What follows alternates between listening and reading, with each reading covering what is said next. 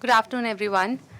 So now we are going to speak about our second project at the Center for Policy Research Land Rights Initiative, which has been an ongoing collaboration for the last 3 years with the Center on Law and Social Transformation in Bergen, with Professor Siri Glopin and my colleague Kavita Navlani Swarede, who is a postdoctoral scholar at the Center on Law and Social Transformation. And this project essentially has been an attempt to understand the political economy of land rights within the scheduled areas of India, within the sort of federal constitutional structure that we have. And it feels a bit surreal because, we had our startup conference launched in this very same room 3 years ago, and we are very happy, in fact, that many of our panelists then who have really helped us along the way are with us also today. So I want to thank them all for being a part of this journey over the last 3 years. So, what's this? Okay.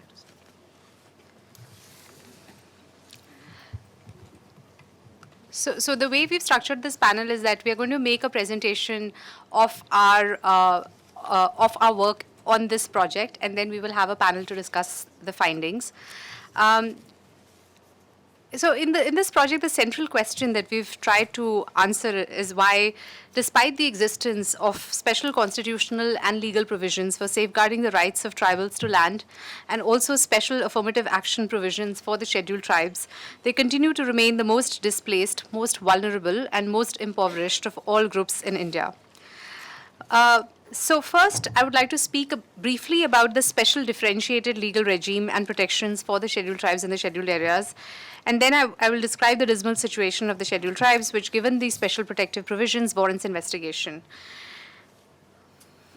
The scheduled tribes have both individual and group representation within the Indian federal constitutional framework. So, in other words, the legal regime governing the rights of the scheduled tribes is differentiated from the rest of the Indian population along several parameters. The first is that they have both individual and group representation within the Indian federal constitutional framework. There are separately reserved electoral constituencies in majority scheduled tribe districts for both the state assembly and parliamentary constituencies. In this, the other group with which there are similarities are the scheduled castes, who are also historically disadvantaged communities that have been given separate representation within the constitutional framework. But these are the only communities that have these kind of special protections, which are group representation as opposed to individual representation, which the rest of the population has. The second type of differentiated legal provision is that there are affirmative action provisions that reserve 7% of seats in government-funded educational institutions and government jobs for the tribals. And the reason why this is 7% is because it was their proportional percentage in the population at the time of independence. This number has, as I will mention later as well, gone up to 8.6% today. Here again, there are similarities with the scheduled castes, who also have similar affirmative action provisions, and they have about 15% reservations, again, which was proportional to their population at the time of independence. But the third thing which sort of differentiates the scheduled tribes, so thus far the scheduled castes and the scheduled tribes are similar in terms of the protections that are available, but what differentiates the tribals from the scheduled castes at the level of the constitution, although there are similarities in some legal protections, but where the scheduled tribes are really distinct from the rest of the Indian population is that there are tribal majority areas carved out of the geographical landmass of India that are designated as the scheduled areas, which are scheduled areas because they are demarcated as the demarcated under what is known as the 5th and 6th schedules of the Constitution. Now, there is a plethora of literature on the scheduled tribes that have focused on their cultural identity, the historical injustices that have been perpetrated against them by the British colonial state, their poverty, vulnerability, displacement, and alienation from the Indian state. And there are many people in this room who know a lot about these issues. The reason why we decided to focus on land is because land, and especially forest land, is central to tribal identity, representation, and development. The scheduled tribes have been engaged in a variety of traditional occupations where they live off the land, especially forest land. But whether it is for some tribes hunting, gathering, collecting minor forest produce, shifting cultivation, and now increasingly settled cultivation, but they have a very special relationship with the land.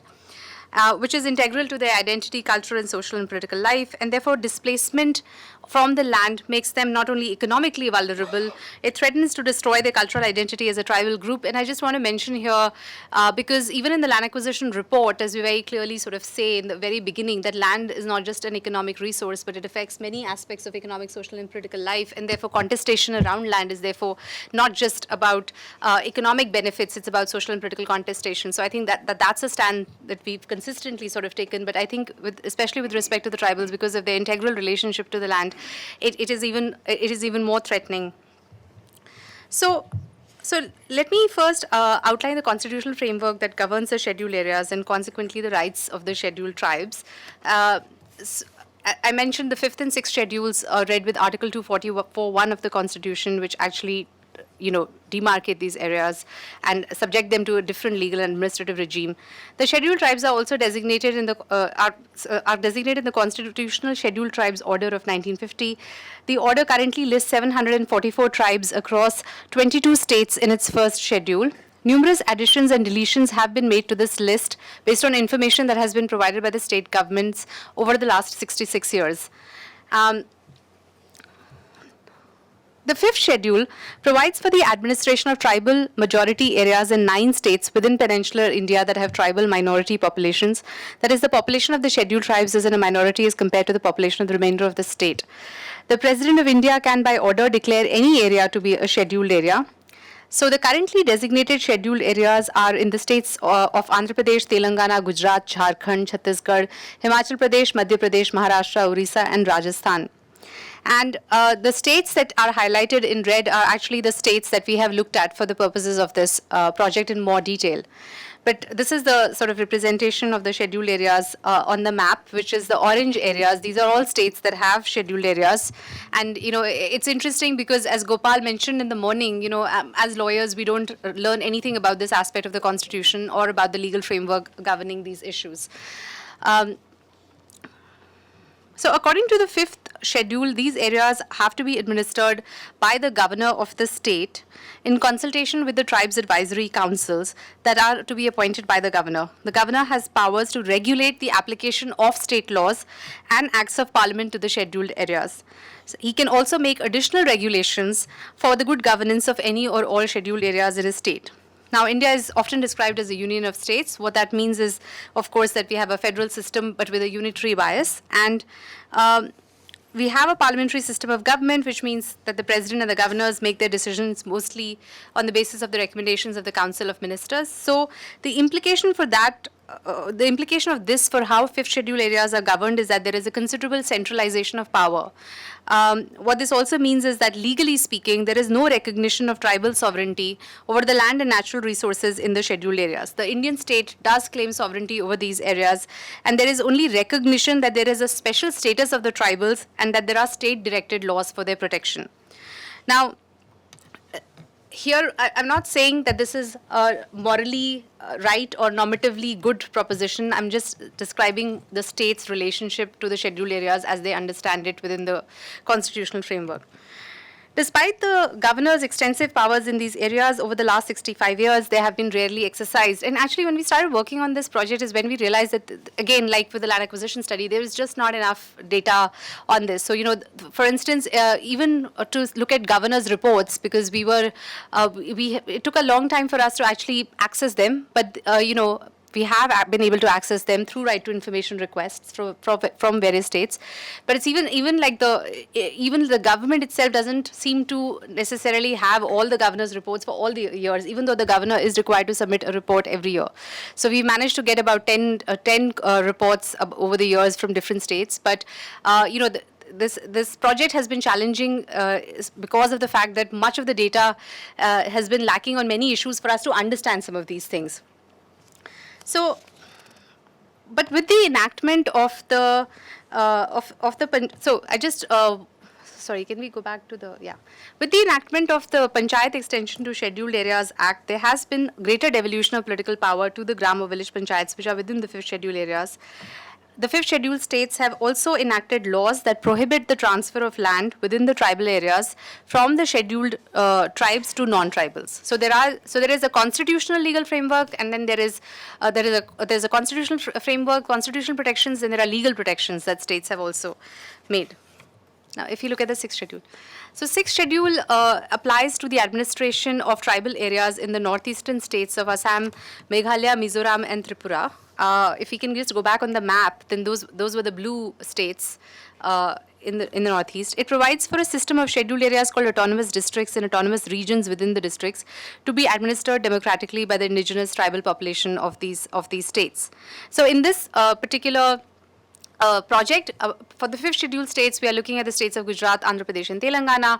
For the sixth schedule, we are looking at the state of Meghalaya. Now, as I mentioned earlier, the tribal population in India is spread across 22 states, and yet the designated scheduled areas are to be found in only 16 states. So we know that there are many states with tribal populations that do not have designated scheduled areas for the same. Even within the states that do have designated scheduled areas, significant tribal population may be found in the areas that are not scheduled areas. Moreover, there is considerable variation both in terms of the percentage of tribal population with respect to the population of the tribal minority states. So, fifth scheduled states are tribal minority states where certain tribal majority areas have been carved out, and sixth scheduled states like Meghalaya, for instance, the whole state is a scheduled area, and about 86% of the population is actually scheduled tribes. So, these are tribal majority states, but within the tribal minority states, there are huge variations in the percentage of tribal population to the total population of the state. When we started looking into this, there's been a lot of government reports on the scheduled tribes and scholarly literature as well, but they have focused, in terms of the data that we could look at, have focused on the scheduled tribe population and not on the scheduled areas under the constitution. For instance, when we realized at some point that there was simply no statistical data on how much geographical area in India is within the scheduled area. And so we began to collect primary data from the census at the district, tehsil, taluk, and village level to create data on scheduled areas and scheduled tribe population. And Ankit, do you want to speak about the methodology we used? So basically the idea was to, we had the data with respect to the scheduled tribes in terms of their development and the other indices, but in terms of what is happening to the population which is living in scheduled areas. So that is what we wanted to create. So first of all, we relied on the annual reports of the Ministry of Tribal Affairs to find out which are the scheduled areas, demarcated areas, and cross-check them.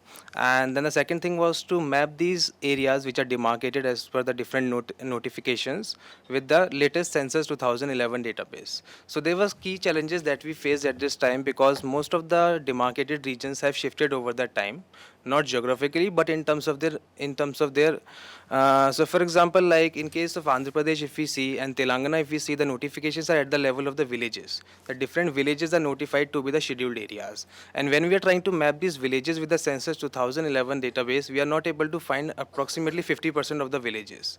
It has happened because the villages have merged with each other, they have gone to different districts, and in some cases even to different states, and this kind of information has not been updated on the website or any other portal of the government of India.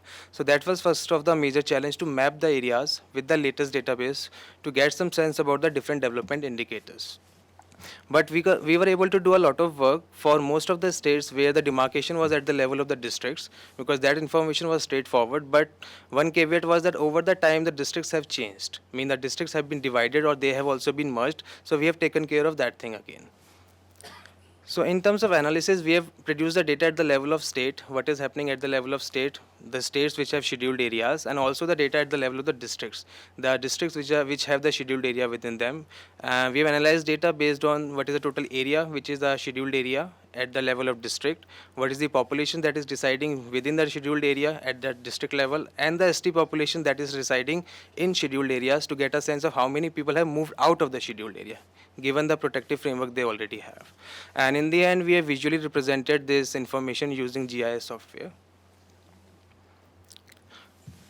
Apart from this, we have also done some work for the political constituencies to see the representation of the scheduled tribes, and we were trying to map which are the scheduled areas and which are the reserved political constituencies, and trying to see what is the overlap between them. But again, as Some of you may know that the political constituencies are marked very differently as how the administrative districts are marked. So again, we needed to do a lot of mapping to make these two different databases coherent and to do the mapping which can be compared with each other. We will be presenting those graphs later in the presentation.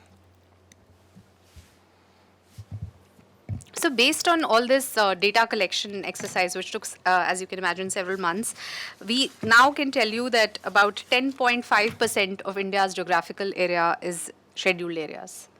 This is a statistic that we've created which didn't exist before, but it's really a staggering amount of land, actually, when you think about it, and the fact that we don't really know much about. So most of this, a little over 9%, is fifth schedule area, and about 1.38% is in the northeast, which is under the sixth, which is designated as sixth schedule area on the map. Now when we look at the total population of the scheduled areas as percentage to total population of India, so fifth schedule areas have 6.7% of of the total population of India. So they are more sparsely populated as compared to the rest of the country. The sixth schedule areas have about 0.5%. So in total, the total population of the schedule areas is 7.2%. But this is not just tribal population. This number actually, the number of people who are living here are both scheduled tribes and people who have, started living in these areas who are non-tribals. So when we look actually at the scheduled tribe population of scheduled areas as percentage to scheduled tribe population of India, only 28.2% of tribals are actually living within the demarcated scheduled areas. So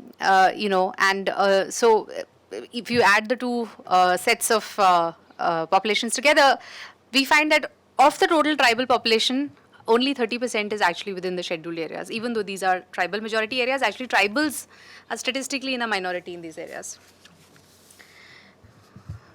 So this map actually shows the percentage of scheduled area as percentage of the geographical area of the state. So the purple state, which is Meghalaya, which the whole state is the scheduled area, is actually, it's 100%. So it's the only one that's more than 90%. But you can see that there is a spectrum here with, the states that are in yellow, they have less than 10% of so states like Maharashtra and Rajasthan have less than 10% of the geographical area, scheduled area. But then states like Andhra Pradesh and Telangana in orange and also Gujarat, they do have between 10 to 25% of their land as scheduled area, and states like Jharkhand and Chhattisgarh as well. So Chhattisgarh has between 25 to 50% of its area as scheduled area, and then Jharkhand has over a majority of the land as scheduled area. Now, this is again a district-wise representation of fifth and sixth schedule area districts in India, and in terms of districts as percentage of total district geographical area, the purple ones are the ones where entire districts are scheduled areas, and the other places, a smaller percentage of the district is actually designated as a scheduled area, because as Ankit explained, some of the designation is at the district level. Andhra Pradesh, Telangana are particularly difficult. In fact, we spend more time on Andhra Pradesh and Telangana than on any other state, and we've still not finished figuring this out. It has been incredibly difficult. So the scheduled tribes, as I mentioned, are some of the most vulnerable groups in India. They have statistically borne disproportionately the burden of economic development in India, because if you look at the figures, the poverty and landlessness is rampant amongst the scheduled tribes. More than half of all scheduled tribes are below the poverty line. 65% of the scheduled tribes are landless as per the 2011 census. And this number is not only high compared to 40.2% for the national average, but also what is more significant is that that this number is also growing in recent decades. So even though the scheduled tribes constitute only 8.6%, so they were 7% at the time of independence, today they are 8.6% of the total population, so the population is growing. They constitute 55% of the people who have been displaced since independence due to the construction of dams, mines, industrial development, and the creation of wildlife parks and sanctuaries. So it is clear that they have disproportionately borne the burden of economic development, and it is interesting that even though these are the major causes of displacement, in the land acquisition study, as I mentioned, the litigation on dams, mining, and irrigation is about 5% of the Supreme Court litigation because of the inability to bring claims and other reasons that have been deliberated upon in the last two panels. So what's going on here? We have actually a protective constitutional framework, and even as we bemoan the fact that the condition of the scheduled tribes is really dismal, when we compare the conditions of indigenous populations in other parts of the world, it is actually pretty striking that, India had these provisions entrenched within the constitution as early as 1950, because in many, many countries, recognition of rights of indigenous rights has happened at a much later stage in time. Countries like Australia still don't have the same kinds of protections that we have. So we did have some progressive provisions within the constitution. We have enacted some progressive laws now, but what's really going on here, and how can we understand these issues better? So we started investigating these questions based on the comparative study of the 4 Indian states that were chosen based on their. Can we keep to the other slide? Previous slide. Yeah, chosen based on their geographical population and constitutional diversity, and also where we had resource persons on the ground. Many of them are in this room. But of course, as we know, that Andhra Pradesh was bifurcated into Andhra Pradesh and Telangana. And so then we decided to sort of look at both the states. And we selected these states because they do show variation with regard to the numbers and concentration of tribal population, levels of social and economic development, socio-political differences, and current and historical federal dynamics.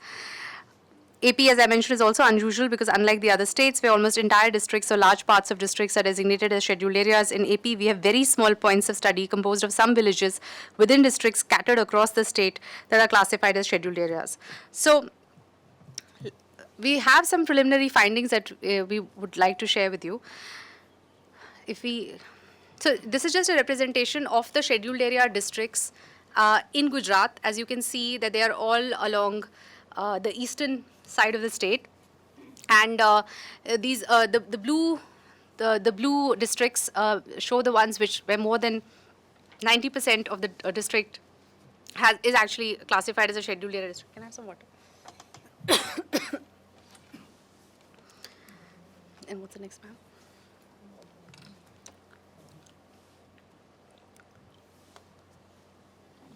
And this is for Telangana and for Andhra Pradesh. These are the scheduled area districts. Next map. Yeah. So in terms, as I was mentioning, these states were chosen because of variations in the percentages of tribal population and other factors. So if you look at the scheduled tribe population to total state population, as I mentioned, 8.6% of India's population is tribal. In Gujarat, it's almost 15% of Gujarat has tribal population. Andhra Pradesh, so earlier for combined Andhra Pradesh it was about 7%. Now it's actually Andhra Pradesh has 5.3%, Telangana has 7.7%, and Meghalaya has 86.1%. It was at this stage of the project that we realized that it would also have, in order to sort of see the spectrum along the issues of states which have certain percentages of geographical area and tribal population. It would have also, if we go back to our map, it have been interesting to study one of either Chhattisgarh or Jharkhand, because they have, for instance, Jharkhand has more than a majority. So in the spectrum of geographical area and tribal area, Meghalaya is on one extreme, Andhra Pradesh and Telangana, or the other, Gujarat is somewhere in the middle, and Chhattisgarh and Jharkhand, one of them would also have been there, and which is why in the panel we will have discussions on one of the states. Yeah. Now, this is just a quick sort of picture of the things that I mentioned, the variations in terms of economic growth vis-a-vis the tribal population of these states. So you know that Gujarat has 15% tribal population. Its average GDP growth is about 9.3% for the last decade. And it's interesting that even though, and these are for both Andhra Pradesh and Telangana as well, but also Meghalaya, they're all states with high economic growth in terms of growth percentages compared to the national average. The per capita GDP ranking, of course, varies between the states, and the human development ranking, as you can see, economic freedom does not really translate to human development rankings as well, because both Gujarat and Andhra Pradesh rank very high on economic freedom indices, but they are only middling in terms of human development indicators. But just to give you a sort of picture of the socioeconomic profile of these states. So,